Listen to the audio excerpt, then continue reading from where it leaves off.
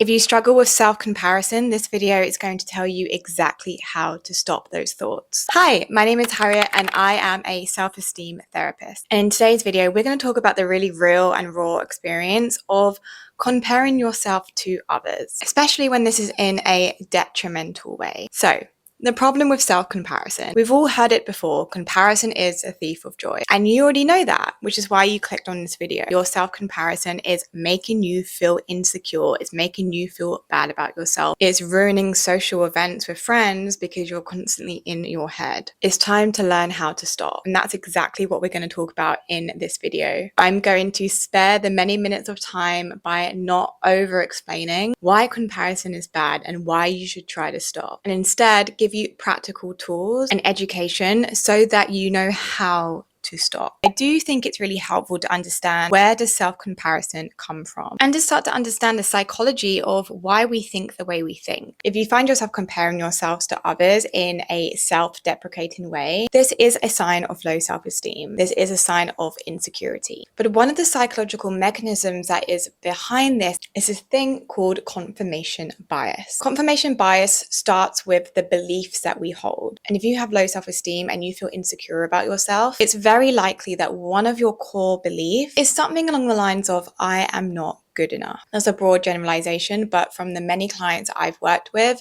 is often something along those lines. So the relationship that confirmation bias has with your beliefs is that it makes your brain actively seek out, interpret, and remember information in a way that confirms your belief is true. Even if your belief is harmful, you can think of confirmation bias as a lens in which you perceive the world and you perceive other people and interactions that is dictated by the belief that you have that you're not good enough. And what's even more wild about confirmation bias is that it will deliberately ignore or dismiss information that contradicts the beliefs that we hold. And this is one of the biggest reasons why we compare ourselves to others if we have the belief of, I'm not good enough. Because you're with all your friends, you're out, you're with loads of other people, and your brain is actively looking for information on other people that confirms the belief that you're not enough. So this is where you will start comparing your features to other people's features, what they're wearing compared to what you're wearing, how their hair looks compared to how your hair looks. The confirmation bias is working in the background to confirm this belief that you're not enough. And when we start comparing and we have these thoughts and we just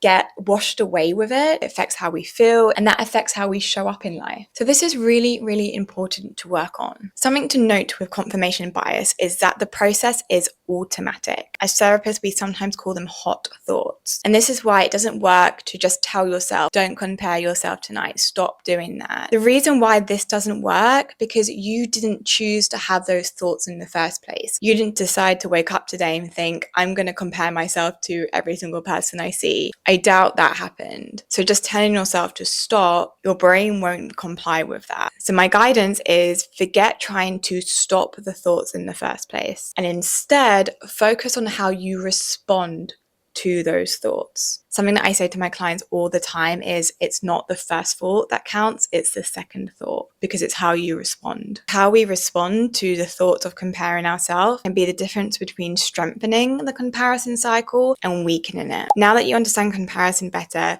let's get on to a tool you can use to start to weaken that comparison cycle by interrupting the thoughts. I have a very straightforward method for you, and this can really help you change any negative thought cycle. The objective of the tool that I'm going to teach you is to learn how to pause in between thoughts and create some space so that you can regain your control back. You can decide, how do I respond to this? Do I believe this? What do I want my next move to be? And that is power. As Viktor Frankl quotes in his famous book, Man's Search for Meaning, which by the way, I highly recommend you read, he writes, between stimulus and response, there is space.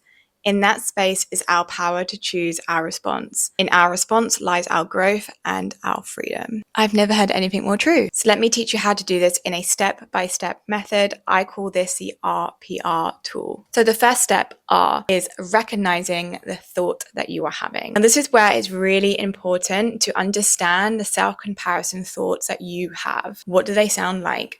What tone do they speaking?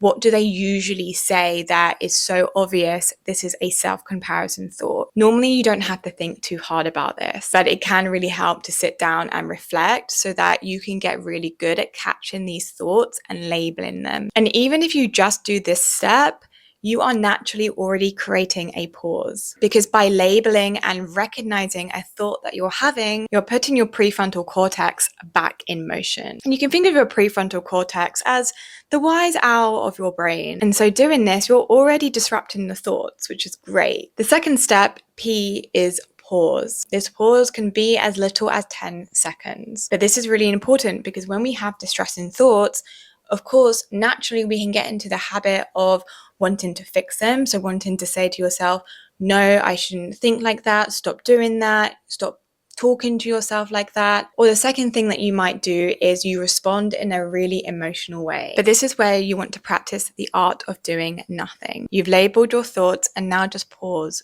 Recenter. Knowing that thoughts aren't facts. The self-comparison thought that you're having isn't based on the truth. Thoughts lie, and you are safe to not act on them. If you do feel uncomfortable pausing and doing nothing, remind yourself, I'm safe to not act on this.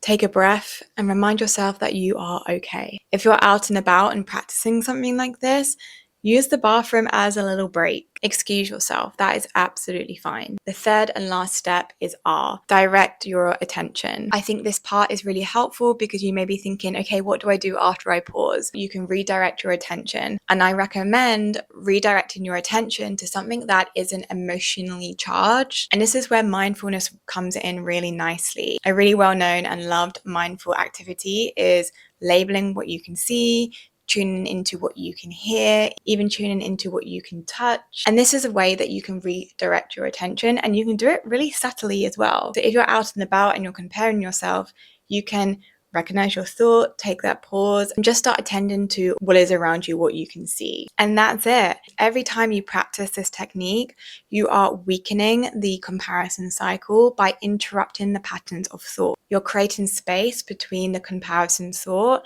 and how you respond to this. The more you practice, the easier it will become. And soon enough, it could become second nature to you. And you will find that those self-comparison thoughts become quieter and quieter and quieter. Of course, it is really important to use tools like this alongside something like therapy, so you can also do the deeper inner work. If you found this video helpful, I would really appreciate it if you could like the video and also make sure you subscribe so you don't miss any future videos. See you next time.